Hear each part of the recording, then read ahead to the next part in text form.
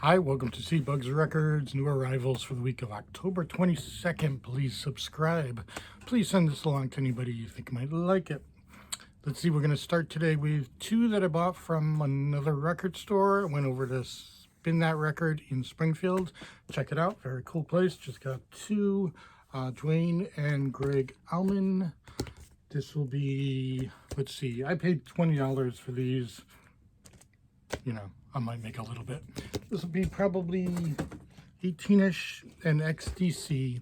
Now, anything these days, new wave, new age, whatever you want to call it, is really gone up. So probably about 18 for that. Let's see. The next lot is a combination of two lots that came walking in. One of them was for trade. The other one, I think I gave them $50. I don't know which is which at this point, so I'll go through these kind of quickly. Carnes will be about $7 or $8. Same with Edgar Winter. The Clash Rock the Casbah. This is just a 12-inch single, so about $8. Blue Oyster Cult, same thing. Most of these Stephen Stills are about that price, $8, maybe a little more, a little less. Eagles, I have a few Eagles in this collection. I was out of Eagles. I used to have so much Eagles, but lately it's been selling, so I've been looking for it. I had one of these recently, sold it quickly, probably somewhere around 20. Forget what I had for last time. This one's interesting. Boz Scaggs, you know, very common album, but half speed mastered. This makes it much more valuable. You know, honestly, I'm no audiophile. I doesn't make much of a difference to me, but it does in value, and it does for people who really care about this. So probably around 25 for that. Vision Quest. This is actually a very good 80s soundtrack. This is called Wilderness Road. Very 70s, kind of southern, but a little bit of psychedelic to it. Not bad. This is a very old Bing Crosby from the 50s. Oh, let's see, the Wilderness will probably be somewhere around 10. Same with this, very old one. This is Bob Dorough, I believe is how you pronounce it. I got 3 of these. Now, he is most famous for the Schoolhouse Rock songs. He wrote those. And I like these. I thought it would get distracting. I thought it would, you know, you hear his voice and it would be like, you know, how a bill becomes a law, something like that. But it's not. They're very good. To compare it to something that sounds a lot like Mose Allison to me. Kind of that scatty kind of jazz.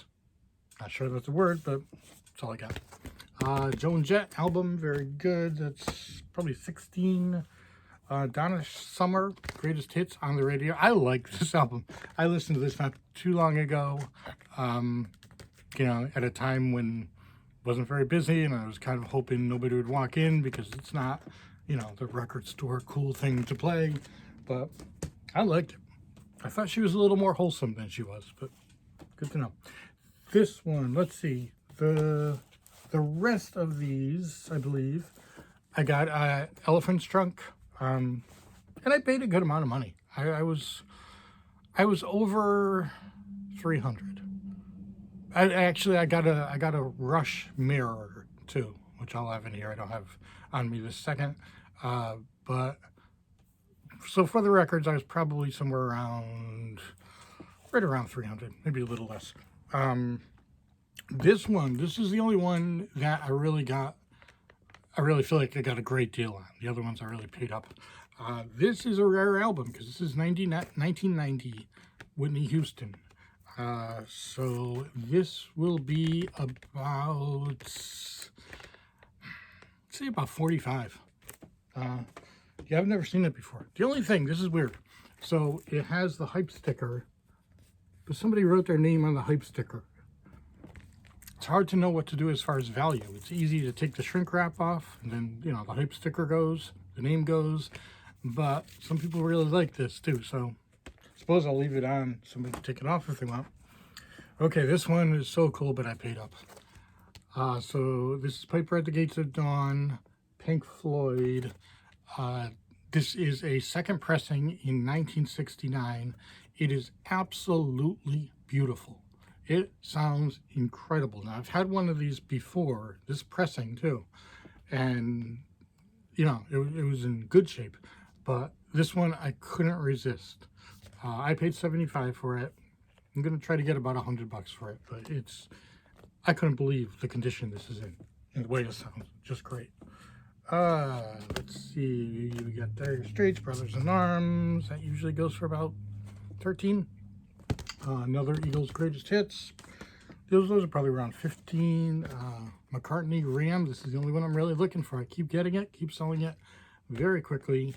Probably around 15 for that. Haven't had this in a while. Michael Jackson, Bad. Again, I paid up for this, but I'll probably have about 30 on it. That's gone way up. A couple blues. We got Little Milton and Albert King. Both of these will probably be somewhere between 15 and 20.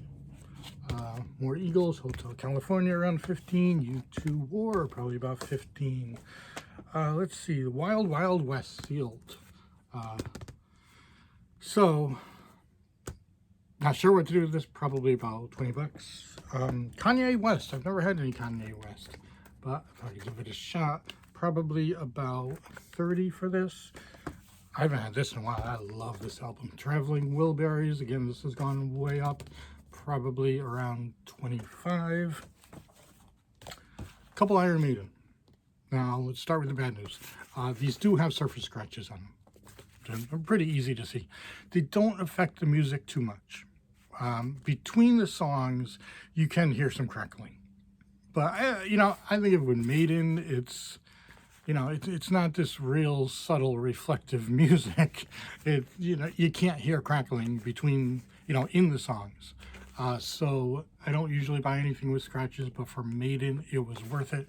Now, these were in beautiful shape. We're talking 45, 50 bucks. I think I'm going to have 32 on each of these. Still sound really good, or at least good, if you don't mind that crackling.